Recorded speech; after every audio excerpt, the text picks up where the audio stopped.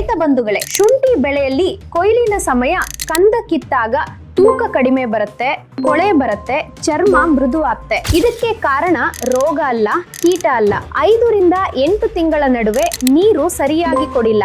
ಅದೇ ಕಾರಣ. ಹೆಚ್ಚು ನೀರು ಕೊಟ್ರೆ ಕಂದ ಒಳಗಿನಿಂದ ಕೊಳೆಯುತ್ತೆ. ಕಡಿಮೆ ನೀರು ಕೊಟ್ರೆ ಕಂದ ಸಣ್ಣ ಬಿರುಕು ಬಿಟ್ಟ ಹಗುರ ಆಗ್ತೆ. ಕೊಯ್ಲಿಗೆ ಮೊದಲು ನೀರು ನಿಲ್ಲಿಸದಿದ್ರೆ ಮಾರಾಟ ಮಾಡಲು ಮೊದಲೇ ಕೊಳೆ ಶುರು ಆಗ್ತೆ. ಇವೆಲ್ಲ ಒಂದೇ ತಪ್ಪಿನ ಬೇರೆ ಬೇರೆ ರೂಪ. ಇಂದಿನ ವಿಡಿಯೋದಲ್ಲಿ 5ನೇ ತಿಂಗಳಿಂದ ಕೊಯ್ಲು ತನಕ ಪ್ರತಿ ಹಂತದಲ್ಲೂ ಎಷ್ಟು ನೀರು, ಯಾವಾಗ, ಯಾಕೆ ಅಂತ ಸಂಪೂರ್ಣ ಹೇಳ್ತೇನೆ. ವಿಡಿಯೋ ಮಧ್ಯದಲ್ಲಿ ಸ್ಕಿಪ್ ಮಾಡಬೇಡಿ. ಒಂದು ಹಂತ ತಪ್ಪಿದ್ರೂ ನಷ್ಟ ಆಗ್ತೆ.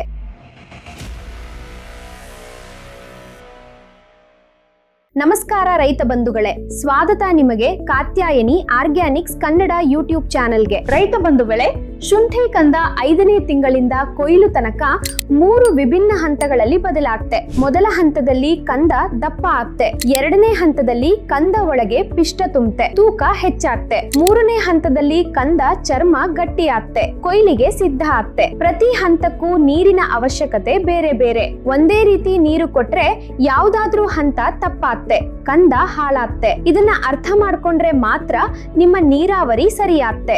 ಈಗ ಮೊದಲ ಹಂತ ನೋಡೋಣ. 5 ರಿಂದ 6 ತಿಂಗಳ ಅವಧಿ. ಇದು ಕಂದ ದಪ್ಪ ಆಗೋ ಅತ್ಯಂತ ಮಹತ್ವದ ಸಮಯ. ಈ ಹಂತದಲ್ಲಿ ಗಿಡ ಅತಿ ಹೆಚ್ಚು ನೀರು ಕೇಳ್ತೆ. ಯಾಕೆ ಅಂತ ಯೋಚಿಸಿ. ಗಿಡ ಒಂದು ಪಂಪ್ ತರ ಕೆಲಸ ಮಾಡುತ್ತೆ. ಎಲೆಗಳಲ್ಲಿ ತಯಾರಾದ ಆಹಾರ ಮತ್ತು ಪೋಷಕಾಂಶ ನೀರಿನ ಮೂಲಕ ಕಂದಕ್ಕೆ ಇಳಿಯುತ್ತೆ.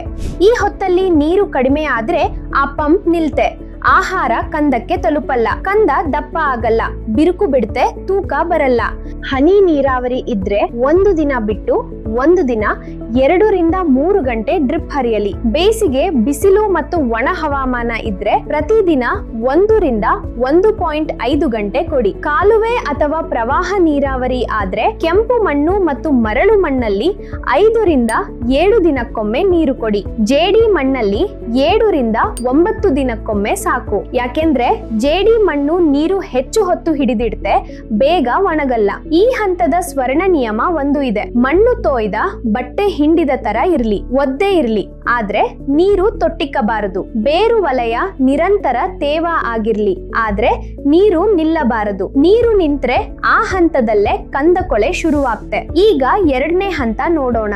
7 ರಿಂದ 8 ತಿಂಗಳ ಅವಧಿ. ಈ ಹಂತದಲ್ಲಿ ಕಂದ ದಪ್ಪ ಆಗೋ ವೇಗ ನಿಧಾನ ಆಗ್ತೆ, ಆದ್ರೆ ಕಂದದ ಒಳಗೆ ಪಿಷ್ಟ ತುಂಬ್ತಿರ್ತೆ, ನಾರು ಗಟ್ಟಿ ಆಗ್ತಿರ್ತೆ, ಸಾಂದ್ರತೆ ಹೆಚ್ಚಾಗ್ತಿರ್ತೆ. ಇದೇ ಕಂದಕ್ಕೆ ತೂಕ ತುಂಬೋ ಸಮಯ. ನೀರಿನ ಅವಶ್ಯಕತೆ ಈ ಹಂತದಲ್ಲಿ ನಿಧಾನ ಕಡಿಮೆ ಆಗ್ತೆ. ಹನಿ ನೀರಾವರಿ ಆದ್ರೆ 3 ದಿನಕ್ಕೊಮ್ಮೆ 1.5 ರಿಂದ 2 ಗಂಟೆ ಕೊಟ್ರೆ ಸಾಕು. ಕಾಲುವೆ ನೀರಾವರಿ ಆದ್ರೆ ಮರಳು ಮಣ್ಣಲ್ಲಿ 8 ರಿಂದ 10 ದಿನಕ್ಕೊಮ್ಮೆ, ಜೇಡಿ ಮಣ್ಣಲ್ಲಿ 10 ರಿಂದ 12 ದಿನಕ್ಕೊಮ್ಮೆ ನಿಕ್ಕೊಮ್ಮೆ ನೀರು ಕೊಡಿ.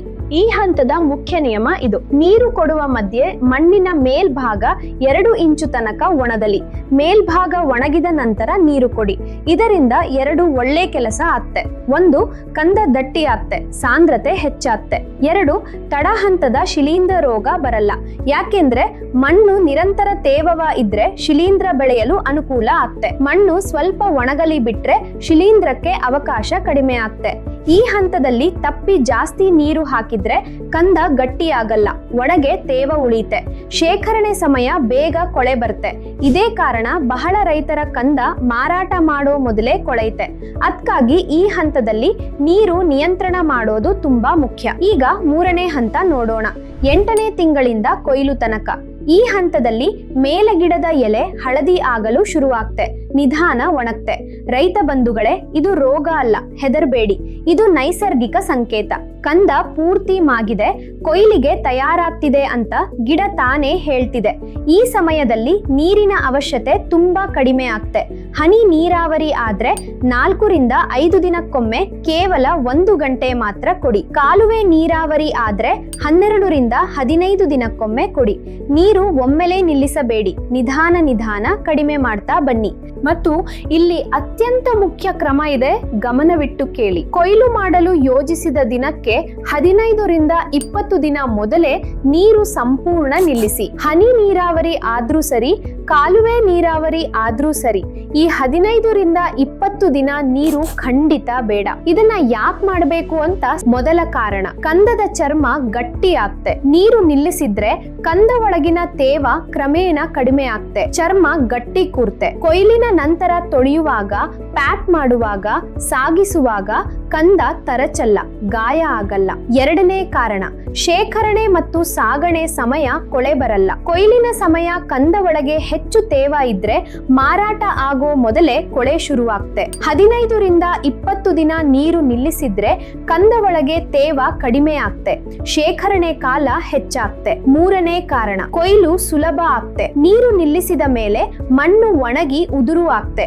ಕಂದ ಕಿತ್ತಾಗ ಬೆರಳು ಕಂದ ಮುರಿಯಲ್ಲ, ಮಣ್ಣು ಸ್ವಚ್ಛ ಉದುರ್ತೆ, ಕಂದ ಪೂರ್ತಿ ಸ್ವಚ್ಛ ಆಗಿ ಬರ್ತೆ. ರೈತ ಬಂಧುಗಳೇ, ಇಡೀ ನೀರಾವರಿ ಕ್ರಮ ಒಂದ್ಸಲ ನೆನಪಿಸ್ಕೊಳ್ಳಿ. 5ರಿಂದ 6 ತಿಂಗಳ ಹಂತದಲ್ಲಿ ನೀರು ಜಾಸ್ತಿ ಬೇಕು, ಮಣ್ಣು ನಿರಂತರ ತೇವ ಇರಲಿ, ನೀರು ನಿಲ್ಲಬಾರದು. 7ರಿಂದ 8 ತಿಂಗಳ ಹಂತದಲ್ಲಿ ನೀರು ಮಧ್ಯಮ ಪ್ರಮಾಣ ಕೊಡಿ, ಮಣ್ಣಿನ ಮೇಲ್ಭಾಗ 2 ಇಂಚು ಒಣಗಿದ ಮೇಲೆ ನೀರು ಕೊಡಿ. 8ನೇ ತಿಂಗಳ ನಂತರ ಎಲೆ ಹಳದಿ ಆಗೋ ಸಮಯ ನೀರು ನಿಧಾನ ಕಡಿಮೆ ಮಾಡ್ತಾ ಬನ್ನಿ. ಕೊಯ್ಲಿಗೆ 15ರಿಂದ 20 ದಿನ ಮೊದಲು ಸಂಪೂರ್ಣ ನಿಲ್ಲಿಸಿ. ಇದನ್ನ ಸರಿಯಾಗಿ ಮಾಡಿದ ರೈತ ಕೊಯ್ಲಿನ ಸಮಯ ಕಂದ ಕೈಯಲ್ಲಿ ಹಿಡಿದಾಗ ತೂಕ ಅನ್ನಿಸ್ತೆ, ಚರ್ಮ ಗಟ್ಟಿ ಇರುತ್ತೆ, ಮಾರಾಟ ಬೆಲೆ ಹೆಚ್ಚಾಗ್ತೆ. ನಿಮ್ಮ ಶುಂಠಿ ಈಗ ಎಷ್ಟನೇ ತಿಂಗಳಲ್ಲಿದೆ? ಕೆಳಗೆ ಕಮೆಂಟ್ ಮಾಡಿ.